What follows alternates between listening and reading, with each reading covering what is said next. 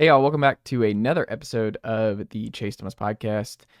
Thank you guys for checking out the Thursday, March 6th, 2025 edition here on the program. We've got Omaha Productions and Rocky Top Insiders Jack Foster joining today's episode of the program to talk about some Tennessee future bets for football, and then also a whole lot of Tennessee baseball as well, as we do each and every week on this very program. We talk about whether or not Arion or Carter will end up leading the Vols in tackles potentially in 2025. If the Vols need a wide receiver and a cornerback in the spring transfer portal window. We talk about Andrew Fischer and Dylan Loy to this point in the young Tennessee baseball season. And then where AJ Russell, who was back really early, where he's going to factor into this Tennessee weekend rotation with SEC play right around the corner before this final tune-up against St. Bonaventure this weekend inside Lindsey Nelson Stadium here in Knoxville, Tennessee. Don't forget, folks, new episodes on this very program each and every day. So make sure you're subscribed to this channel and enable notifications so that you always get alerted when full episodes premiere each and every day on this channel. Clips, shorts, all that good stuff also popping up each and every day on the Chase Thomas Podcast YouTube channel. So make sure you also comment below, subscribe, share it with a friend, all that good stuff. And let me know what you think of today's episode and all that good stuff in the comments below. And yeah, all right, Uncle Darren, let's go. The Chase Thomas podcast. My nephew needs me to record. See, I already hate it. I hate it. All right, hello, and welcome back to another episode of the Chase Thomas Podcast from still the aforementioned Chase Thomas coming to you live from Knoxville, Tennessee, Everything School HQ. Joining me from Omaha Productions and Rocky Top Insider, it's Jack Foster, ready for the wind chill that's rummaging through Knoxville, Tennessee, ahead of Tennessee Xavier this afternoon with the first pitch, I think, moved up, right? 5:30, Jack Foster? 5:30, indeed. Are you prepared? Have you bought a Eddie Bauer or Patagonia puffer jacket? Or are you more prepared for the elements, or are you still just ill prepared for it? Well, I didn't buy anything, but it's also not 35 today, so that's good. It is 55. But it feels 41. Yeah, fair, but it's not going to be as bad as it was freezing that one weekend, Sanford weekend. That was terrible. And Hofstra was bad too. So it won't be that bad. But yeah, I'm ready for the game. It's a double midweek action. I only have this twice this year. Maybe just this one time. So not as much this year with the double midweekers, but it feels like a little more intriguing midweek game because Xavier's solid and Tennessee burned a lot of arms against Radford on Tuesday. So there's a lot going into tonight. Who's starting tonight for Tennessee? TBD. Who? No one. TBD. Oh. Yeah, no announced starter. Tony said last night he had a plan that kind of went by the wayside because of the arms that struggled against Radford. So he probably burned whoever he was going to start today. So yeah, no one knows at this point. And then you got next Tuesday, Dylan Loy locking down the Tuesday. Ryan Shempert and I agreed was the best course of action for Dylan Loy, the Pigeon Forge legend, as the Tuesday guy, and following the Xander Seacrest track. No, he's Kirby Cannell this year. He is a bridge guy, can do high leverage, just a couple outs. He can do elongated relief, whether that be 3 to 4 innings, I think. He can even start for you if you're out of options in the postseason. He is arguably, Nate Snead is, but Dylan Loy's up there among the most versatile arms in the Tennessee pitching staff. And he's going to have a heck of a year this year. Who do you think is more versatile for Tennessee and maybe more critical for the course of the season, Loy or Snead and out of the bullpen? Snead is arguably the most important. Doyle and you got AJ Russell, but I think Snead, you could argue, is the most important bullpen arm yet again for Tennessee. You could argue he was last year. So no, Snead is still the most versatile. Snead is still of higher importance for Tennessee. He will, have more important innings this year than Loy, but it's not to say that Loy's not going to be a really valuable and important piece for Tennessee and himself. I love it. Before we dive into Tennessee baseball here, as we do every week, Jack Foster, let's dive into some Tennessee football future bets because guess what? Spring practice here on Friday Yeah. for Tennessee football. Very much excited for that. I talked about the excitement I have for the Rocky Top Insider YouTube account where that B-roll plays and we get some royalty-free music in the background.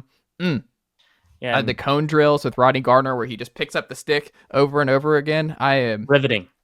I love it. I could watch it all afternoon. It's like ASMR for me. While I'm working, like I could have that on and then just peer over and be like, man, Caleb Herring really getting after it this spring. And that's just, I'm wired differently, Jack Foster. Yeah. I mean, I shared that excitement in 2022 for sure. When it was my first time going to spring practice, I was like, this is sick. Now fast forward 3 years down the road, I'm like, it's the same old song and dance every year, and there's things to learn. You can't be this obviously. jaded in your mid-20s, Jack Foster. You There's still things to gotta, learn. There's players to look at, but the practice itself and the reels itself, because of the footage we get, I just don't know. Outside of like 2 days a year when you can watch on the first 9 drills, I don't really know. I'm like, okay, there's very limited takeaways. I think there's it's not about the takeaways, Jack Foster. It's about the experience. It's about the friends we make along the way. It's about getting the football juices flowing. I get that. I wholeheartedly get that. Because I miss it. Like I was burnt out on college football because in January to almost February, like it just went way too long. The calendar is too long. Like the playoff, they have to switch that. It just goes too long now. But after a couple months away from Tennessee football, I'm like, I miss Tennessee football on Saturdays. I would like them back now.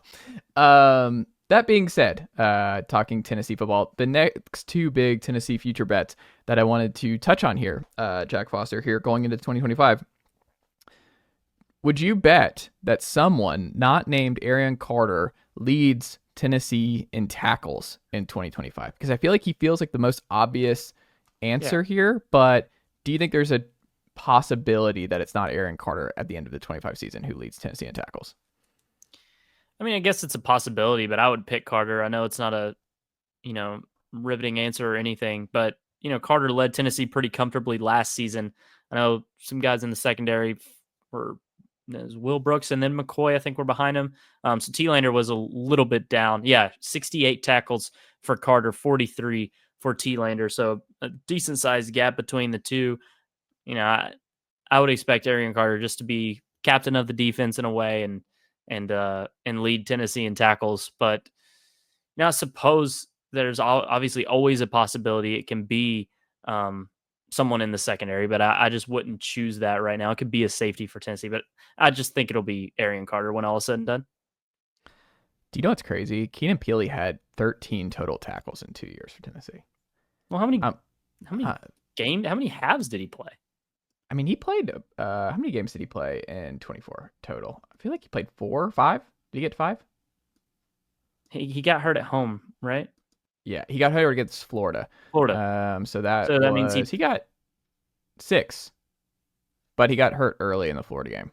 Right, very early. So he had 14 total tackles in the Arkansas game, but it's the combination of solos versus assists. So he has 13 total solo tackles in his Tennessee career, but he had 14 against Arkansas. He had 5 against Oklahoma, 4 against NC State, 3 Kent State, and then 2 against Chattanooga. I kind of wonder, this is why I think it's interesting, because Keenan Peely was going to be such a big factor, and I just hate it for him because I think he would have just been really, really helpful for Tennessee these last 2 years. And seems like a great kid and just a great leader. And it sucked that it did not work out injury wise for Keenan Peely with this Vol defense the last 2 years. But I think it does open the door because I don't know which way Arion Carter plays. I don't know if he's going to be at the mic or he's going to be the weak side linebacker for Tennessee this year. It's interesting to me because you mentioned T-Lander. I think T-Lander, it's going to be interesting because I think he's going to be an early down guy. Clearly, William Inge likes him a lot.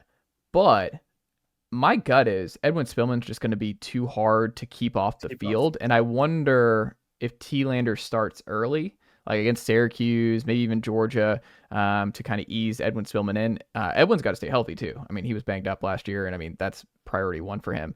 But my gut is, I mean, he was playing with a wrist cast down the stretch. I mean, they were doing whatever they could to get him on the field, and I think it was clear that if Edwin Spillman was healthy all year, he would have played a lot of snaps for Tennessee defensively. My gut is, if he stays healthy, Edwin Spillman's going to find his way into the starting lineup next to Arion Carter sooner rather than later. And if he does, depending on when that happens, like I wouldn't be surprised if Edwin Spillman leads Tennessee in tackles next year. I think it's a possibility, maybe because they rotate so much that they split it up between T-Lander, Spillman, and maybe even Jordan Burns, kind of a forgotten figure, 4-star out of Pace Academy in Georgia. Like he was also banged up last year. So a lot of this is just health. Like, I mean, you saw that with Keenan Billy. Like these guys have to stay healthy to be in this conversation of leading tacklers. But Carter has been banged up over the last 2 years. I mean, he's missed some time too. He's not a guarantee to play in all 12 games. I think he's the best bet to lead Tennessee in tackles. But if you were to tell me that, because I don't think it's T-Lander. I don't think T-Lander will be on the field enough. I don't think T-Lander's a 3-down linebacker. That's the thing. Those linebackers beyond Carter, it's hard to say that anyone's going to have enough playing time to lead Tennessee in tackles. Yeah. But do you think there's a scenario where Spillman does get enough snaps to overtake Carter in terms of tackles by the end of the year? I don't know about overtaking Carter, but I think your line of thinking of Edwin Spillman becoming the guy next to Carter is very fair. So I wouldn't bet on Spillman, beating Carter out in tackles. I don't even know if it'll be all that close, but I'm not going to disagree with you that Edwin Spillman could become a starting linebacker for Tennessee. Can I give you the sneaky great like buy low guy for this? Sure. It's Boo Carter.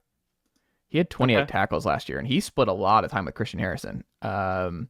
Christian Harrison's gone. They don't have a lot of depth at star. Theo Jackson led Tennessee from the star position. Did T-Mac lead Tennessee from the star position? He definitely led him in snaps one year, I feel like. He may have. He may have. So, yeah, the star position is obviously known to get a lot of tackles, so it could have happened. Boo Carter is a good name. Basically, anyone with the last name Carter is a good bet for Tennessee to lead in tackles. Last name Carter. Yeah. But Boo's going to play a bunch of snaps. I've said all offseason, Boo's your best player going into 25. I think he's your best overall player at Tennessee. I think he's going to play a bunch of snaps. And if he plays a bunch of snaps for Tennessee at that star position, you mentioned it with T-Mac and Theo Jackson, maybe he's the right answer in terms of who leads Tennessee in tackles in 25. I think it's definitely in play. The other Tennessee football future bet question for you, Jack Foster.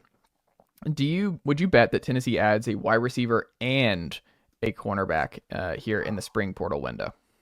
I misread this at first. I thought it said or, and I was going to say easy yes, but and it's largely dependent on Gibson, I think, here. I don't know if Tennessee adds a corner if Gibson's back, but if Gibson's gone, yes. I think everyone should hope Tennessee adds a receiver. I'm not saying that the receiving room right now is just absolutely terrible. It has its fair share of upside. I don't know even if they do add a guy, it'll be a guy who starts, obviously. But no, I think you want to see Tennessee add a receiver. So I'll say receiver likely, and corner depends on whether or not Gibson goes or stays. And I guess you'd predict him to leave since the last report is he's going to. So I'll say, yeah, why not? Tennessee does add a corner and receiver. I'm very curious because we talked about at the top of this episode that spring practice is back on Friday, and you've still got a couple weeks until the spring portal window opens, and that also means Tennessee's got time to remedy the situation with Ricky Gibson before he enters the portal. My gut is, if Tennessee does not add a corner in the portal in the spring window, that means two things. One, Ricky Gibson's back, and two, one of these young corners popped here in spring practice. One of Trey Poteet, Tyler Redmond, Dylan Lewis, maybe even Caleb Beasley. One of these guys showed enough to Willie Martinez and Tim Banks that they'll be okay if Jermad's not able to go right out of the gate here, and they have Ricky back, that they'll be able to survive with McMurray and Gibson, and then one of these young guys that kind of flashed here in the Yeah. spring. So I wouldn't panic if I'm a Vol fan and I'm looking at them if they don't end up adding a corner here in the spring portal window. They did have success in the past. Kamal Hadden was a spring portal ad years ago, and he turned out to become a really good player for Tennessee. I will say the thing that kind of makes me raise an eyebrow at receiver, if they do that, it's kind of, if they go down the receiver spring portal ad, I just feel like because none of these transfer receivers outside of Velus Jones, his first year, really was a plug and play guy in this system year one, Yeah. bringing him in the spring window, you're even more behind the eight ball in terms of what you can ultimately be. I don't really see that making any sense at this point. Like if you were going to add a veteran receiver in the portal, it should have been in the winter. And even still, we just haven't seen enough evidence here in the Heupel era that is that's going to be a great year one move. I mean, Javonte Payton was kind of the early Dante Thornton, but I mean, it was still limited in terms of how many receptions and all that kind of stuff he got. I don't know. I'm more conflicted at receiver and what Tennessee does there in the portal window this spring, because my gut is they'll add somebody because their only upperclassman is Chris Brazzell, and they have room in that to take It's just somebody. a lack of known depth.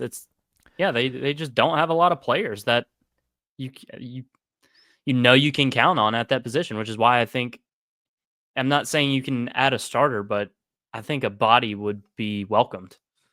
That's my take on it. I guess if you're gonna add, I want to add like a leader, like someone who just like fill the Brew McCoy leadership void of, if you're gonna add a upperclassman, have someone who's not planning to or not expected to be a serious contributor, because I don't think you're gonna get those guys in this spring window. I want just here's the biggest cliche. I want a coach on the field at receiver in the spring portal window. Is if you're gonna do this, bring in a coach on the field. I don't know. Is that Walker Merrill's music from Wake Forest? I don't know. Nowadays, I think he's at Austin P. I think he transferred to Austin P from Wake Forest, if I remember correctly. I don't know. But don't hold me to that. My gut is they do add somebody, but I just feel like you missed the boat, right? Like all the best. I mean, I just don't think you're going to have many big names here, if at all, in the spring portal. And I also just think acclimating these guys in 2.5 months just doesn't seem very realistic. Like you saw how long it took for Thornton to get comfortable. You saw it was a 2-year thing for Jalen Hyatt. It took time for the majority of these guys to get comfortable in the system. That if you bring anybody in the spring window, that's not a play for 25, that's a play for 26. So for me, I don't know. I'm just kind of maybe if the right guy's in, and that's kind of what you look at, is you're like, look, it's not ideal, but we like him enough that we could see him being a factor in 26. So I don't know, but I want to bet. Which, if that's the case, would not be a older leader type. It would be unless they have 2 years. I mean, this year and next year, if they had another one, if they're like a junior, yeah. Yeah, I'm just not all that excited about Tennessee's depth at receiver, and it just feels like a big question mark. But we'll see what happens. I think they'll end up adding somebody though. But like I've been saying, like you said, it's probably not going to be a guy who starts, or even if there's potential, it's probably not going to be a guy who ends up starting because of the short time to get acclimated, like you said. For sure. Tennessee baseball. They're acclimated. They're still undefeated. Oh, yeah. They run rolled Marty Smith's team here last night in Knoxville, Tennessee. Radford run rolled a team that they were in jeopardy of losing to not long before they run rolled them with 3 grand slams in this game. Rhys Chapman is a grand slam machine this season. It feels like Tennessee's going to break the grand slam record, right? They're halfway there, and they play. Yeah, they're going to do it. They're going to do it. You'd think.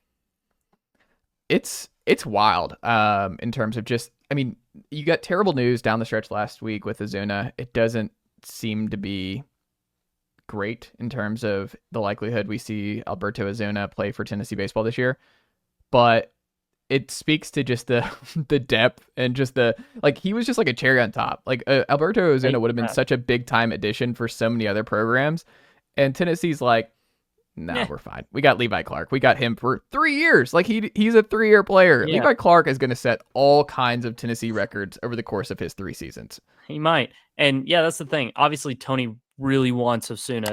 Everybody wants Alberto to be able to play, and everybody was rooting for him. But when you really look at it from the standpoint of how does it hurt Tennessee, it doesn't really. It would have only helped because, we had Osuna's never played for Tennessee, so it's not taking away something. It's just not adding something.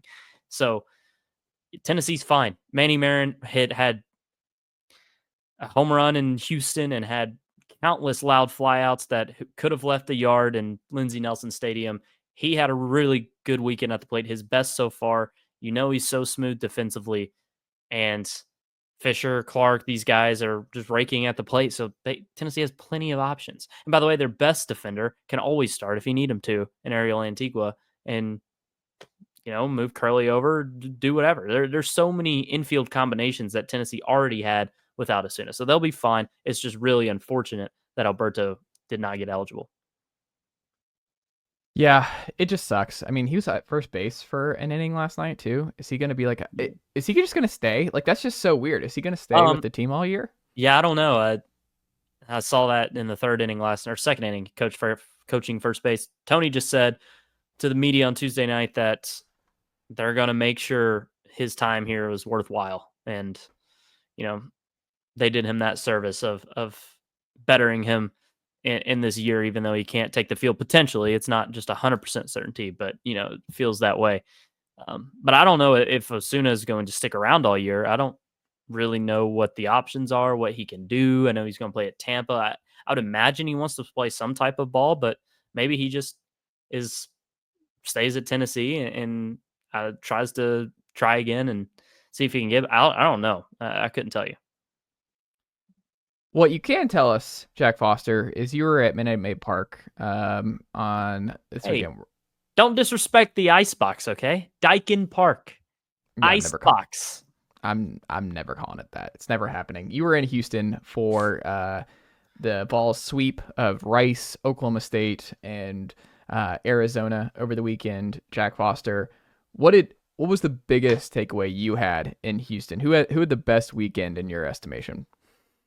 Oh, well, Gavin Keelan had the best weekend. He had 600 on the weekend, 24 Is that good? total. Yeah, right. 24 total bases, the back-to-back 2-homer days. He had the best weekend, obviously, the SEC Player of the Week. But the biggest story is that just how dominant Tennessee's pitching was again. They held Oklahoma State and Arizona's lineups to 3 total runs, 6 on the weekend, and it was they treated Rice as a midweek game with their arms past Marcus Phillips. So could have could have just held them to the 1 run. But yeah, it's the pitching staff.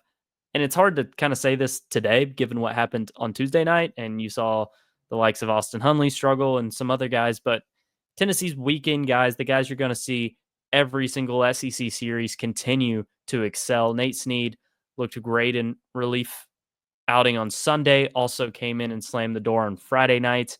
Tanner Franklin, while he wasn't as good as he's been, still found a way to work out of some trouble, and the velo was once again there, hovering at triple digits. Liam Doyle, first time he faced, real good lineup, did really well. I mean, he didn't go 5 innings because he's a strikeout guy. The pitch count is going to get higher, but I thought Liam Doyle looked good. Marcus Phillips was solid. And Dylan Loy, I mean, what a Swiss Army knife he was out of the bullpen for Tennessee. There's just a lot of takeaways pitching-wise that was really positive for Tennessee. And, Tegan Kuhns, the guy I haven't mentioned yet, made his first career start on Sunday. And while it was an opener role and he had 2 balls hit pretty hard off of him that led to a run, I thought the stuff was great. And he looked really in control for the first 5 batters against a really good Arizona lineup. So I think sky's the limit for him.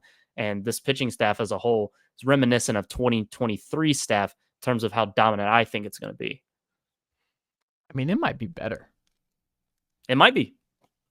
I mean, they have a really interesting. AJ Russell, dude. It's It's so interesting to me because the Sunday spot is now like a full on battle between Russell, Arvinson, and um, Tegan Kuhns. Like Yeah, I don't. My take on this is that AJ Russell is a starter for Tennessee. In time, AJ Russell will be a weekend starter, and no one will question it, and that'll just be a thing. I would say that AJ Russell has a higher chance of being a weekend starter for Tennessee by the time of back half SEC play, maybe back quarter of SEC play, than Marcus Phillips does. Like I think Liam Doyle is obviously going to be a starter for Tennessee all year. I think AJ Russell is the second most likely to be a surefire weekend starter once we hit the home stretch of SEC play and go into the postseason. And while I would still project Marcus Phillips to be a starter all year, it is a little bit lesser likelihood for me than AJ Russell. So I would say the rotation ends up being those three guys, with Phillips the most likely to lose a starting role to Tegan Kuhns. But I think Kuhns is probably just going to be a bullpen guy most this year in his freshman season, which he's not really a bullpen guy. He's a starter. He can be a starter for Tennessee. It's just the embarrassment of riches Tennessee has. I think that's fair. I just think the next 2 weeks are huge for Kuhns. Like, cause I think he can put himself in a position where Tony can't take it away from him. Where if it's like if Tegan is good on Sunday, if he starts against St. Bonaventure, and then he gets a weekend start, first weekend of SEC play, and still is solid. Like, are you really going to take the freshman star who's a 2-year guy, the ball out of his hands on the weekend? I mean, I understand it's AJ Russell. It kind of goes to your point of like, well, then the pressure might go to Marcus Phillips. Like, if Marcus Phillips is struggling a little bit, then it's like, is that the actual spot where you make the move and AJ Russell finds his way in? Because I think it's a great problem to have. AJ Russell, I just don't think any of us thought would be back and this ready to go right now. Like, we were wondering if he was even going to pitch at all this year. Right. And when Tony gave that positive update prior to the season, my expectation was, okay, Russell's back, halfway through SEC play, and he's just a bullpen guy, and then he's your fourth starter in the postseason once he's ramped up. But now it's like, oh, AJ Russell is going to be starting by a second weekend of SEC play and with no hesitation. So, I mean, it's crazy. I think.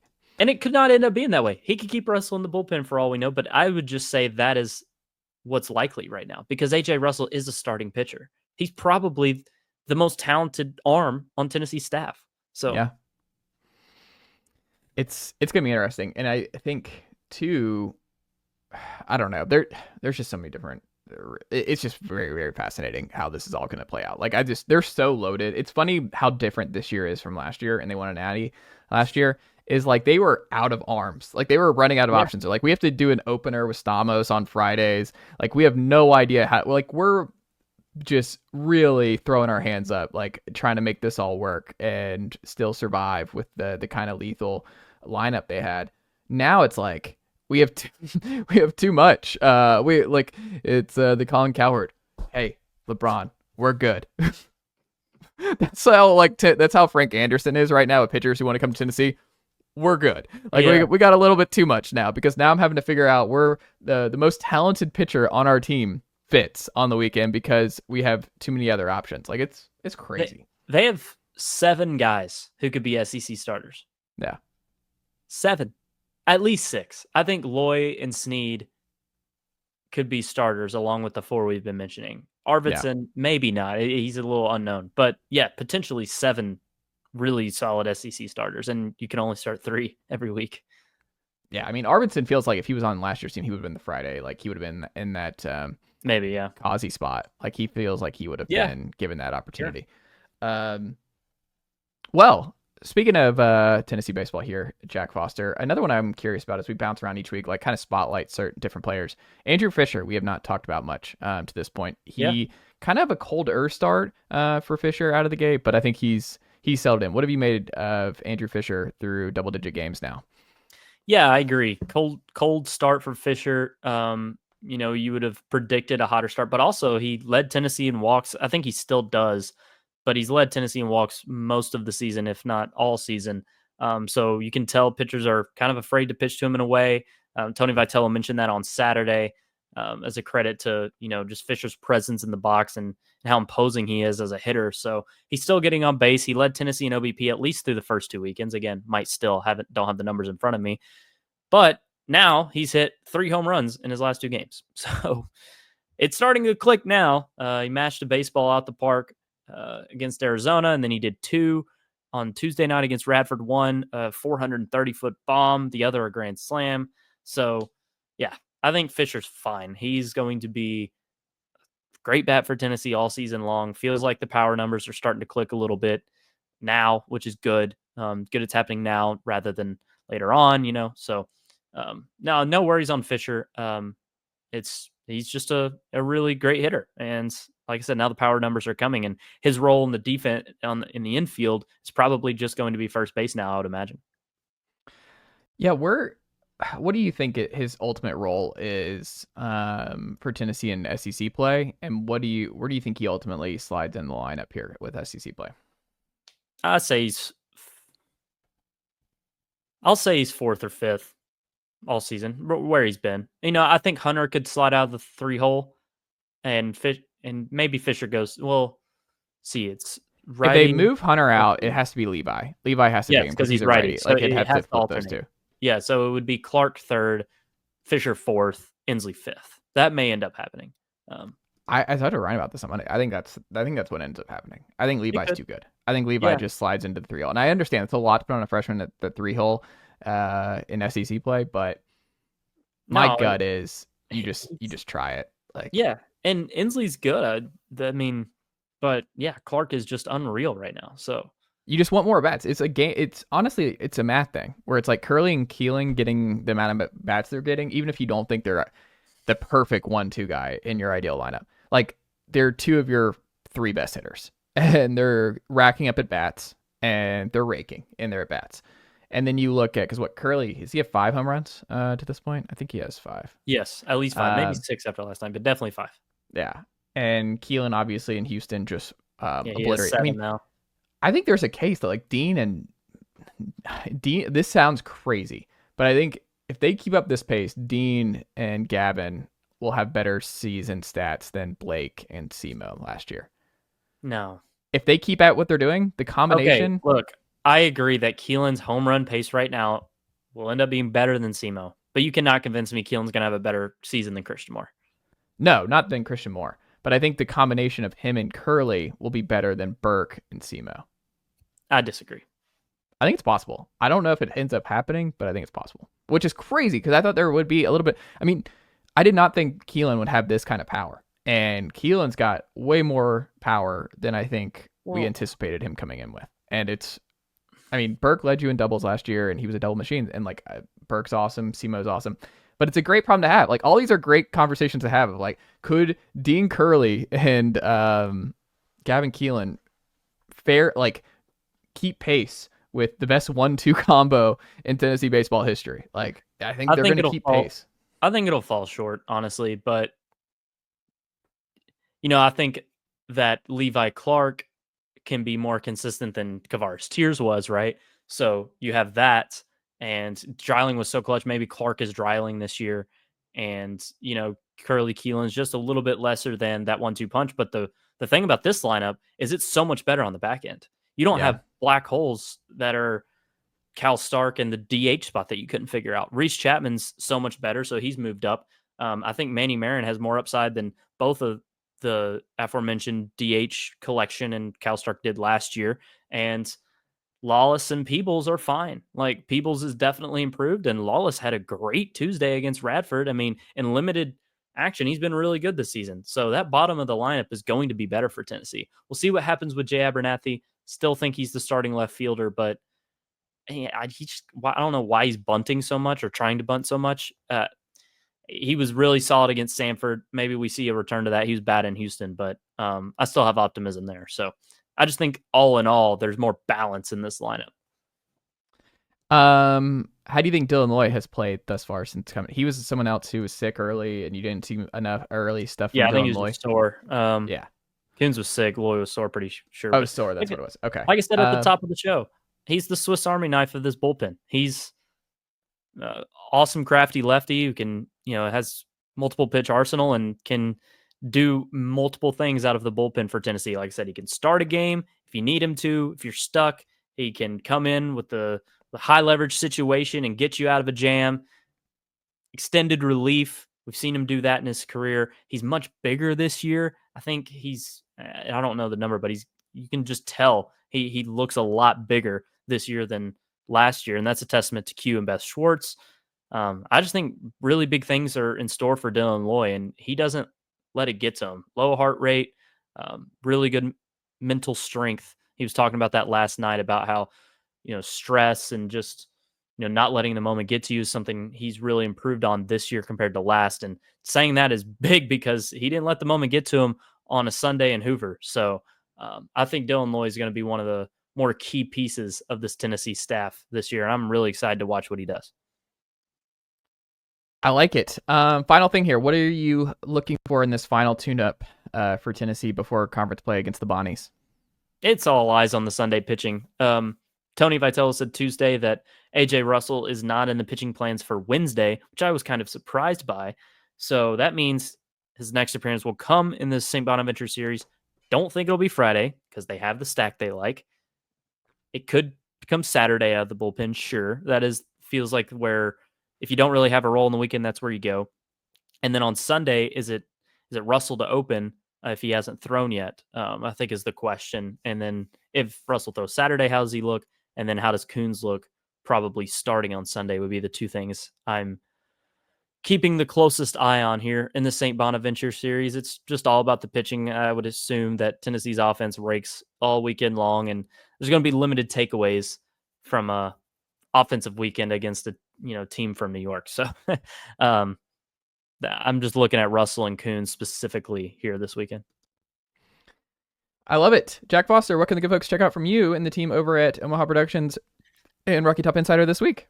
Yeah, of course. Tennessee baseball coverage all week, every game, live update thread, detailed at-bat by at-bat coverage. So be sure and check that out. As far as Omaha goes, just free agency preview from the Mina Kime show this week. That was fun. SV Pod, as always, talking college hoops. Talked some combine this week.